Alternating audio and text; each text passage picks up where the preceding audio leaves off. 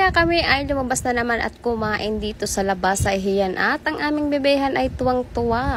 Eto nga po kami at palabas na at kami ay magche-check muna kung ano yung mga naiwan namin. Siyempre, do-double check namin yung aming mga pinagkainan, yung aming inalasan at ang aming inupuan kung wala kaming mga naiwang gamit, lalo na ang cellphone. Hindi kasi natin pwedeng pabayaan na lang na basta tayo umalis. Siyempre, tayo ay dapat nag-check palagi ng anumang naiwan natin kasi hindi na yan natin makukuha if ever. Kasi hindi na yan sagot ng management doon. Anyan nga po at bumaba na tayo diyan sa escalator. Kasi po tayo ay maghahanap ng shoes ng aming baby girl. Kasi yung baby girl namin ay napakaliit ng paa kaya naman hirap na pumili sa online. Ilang beses na din kasi akong nakabili sa online. Ang nangyari po ay lagi pong malaki yan po at padalawang baba na po namin sa escalator. At ang daddy nga lang po ang aming nabibidyuhan dahil nga po ang dading ari ay hindi naman po marunong mag-video. Kaya naman po ang tuong abala din po sa pagbibideo ay ang mami laang. Kaya naman po ang laging may video ay ang daddy. Charot.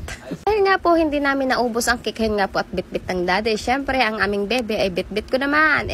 Karga ko. Para kami ay may video din. Siyempre kami ay mag-video kahit makalug. At ako'y gandang-ganda nga din sa aming baby girl ay talaga naman napakaganda. Nakaribon pa at nakapink pa. Yan nga lang po ay wala siyang shoes. Kaya naman po kami ay maggagala-gala muna dito sa mall. Dito sa SM Calamba para kami ay makapaghanap ng sapatos ng aming bebehan. At magkatapos nga pong bumaba, yan nga po at may paakyat. Hindi ko lang alam bakit kami ay paakyat ay matapos kami bumaba ay rin paakyat naman. Yung pala po ay pagkababa namin ay nandun pala ang department store sa medyo taas. Kaya kami po ay napaakyat ulit at nga po ang target namin dito ay ang damitan ng mga bata or department ng mga bata. Naghahanap ako ng mga damit ng bata at ng shoes ng baby. Siyempre, lalong-lalo ang shoes dahil nga po si baby girl ko ay nagwa-walker na. So, kailangan ng shoes para hindi laging madumi ang paa. At yan nga po, ang aming bebe ay kami ay habang nagbibideo ay talaga naman nagpapaulan. Tuwang-tuwang nagpapaulan ang kanyang nguso. Kaya hayon at tuloy pa rin ang video habang ang mami ay napalingalinga doon sa paghahanap ng mga shoes ng mga bata. At syempre, aring daddy naman, nilalaro ang bebehan. At tuwang-tuwa naman itong aming bebehang are. Maganda talaga sa bata ang naipasyal kahit maliit pa para hindi laging apat na sulok lang ng bahay nyo ang nalalaman niya at natatanaw niya. Syempre, maiba man ang ambience. At ang maiba naman ang kanyang mga nakikita. At tingnan nyo nga po at ang aking bebehan ay palagi na nakatingin at palingalinga dahil nga po nakita niya na iba ang ambience ng kanyang yung kanyang nakikita. At total ay iyan po at nakakita kami ng salamin ay ako po ay magpipicture. Kaya lang po ay wala akong makita picture, makuhang magandang picture dahil nga po ang aming bebe ay nagpapaulan. Kahit anong laro ng aming daddy ay yun nga at hindi na ako nakakuha ng magandang picture. Kaya naman ayan po at gala-gala muna kami doon sa bebehan.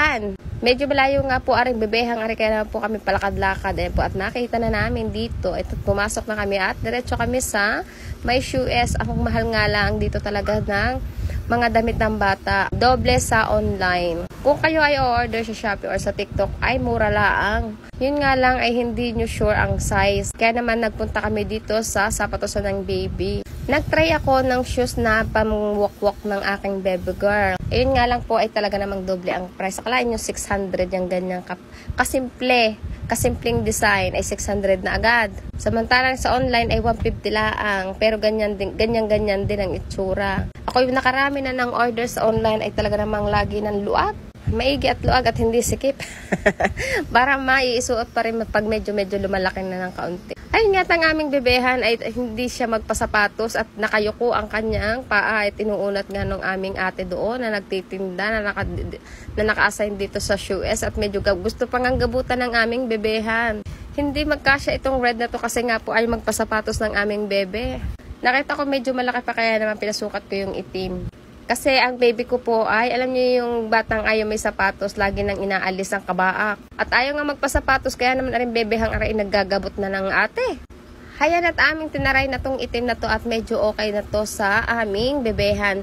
Ayun nga po at talaga namang pricey ang aming sapatos ng bebehan dahil nga po nasa mall. Iba talaga pagka presyong mall. Talagang doble-doble ang price. At pagkatapos nga po ay yun at kami naglakad-lakad na uli at kami naglilinga-linga ng ano pang gusto naming makita. Baka may makita pa si mami para kay baby na pwedeng mabili. At syempre yung bebehang iyan ay gustong-gusto lagi ng mga ibang nakikita. Tuwang-tuwa kung ano man ang mga nakikita niya. Kaya naman iniikot ko ang aming bebe dito sa mall. At yan nga po. At ang habang ang daddy ay pila na dun sa counter ay sobrang haba naman po ng pila. Hindi ko na din pala nabidyuhan yung aming nabili dito. At ayan po at kami magpa-family picture sana. Ay sus, ayan.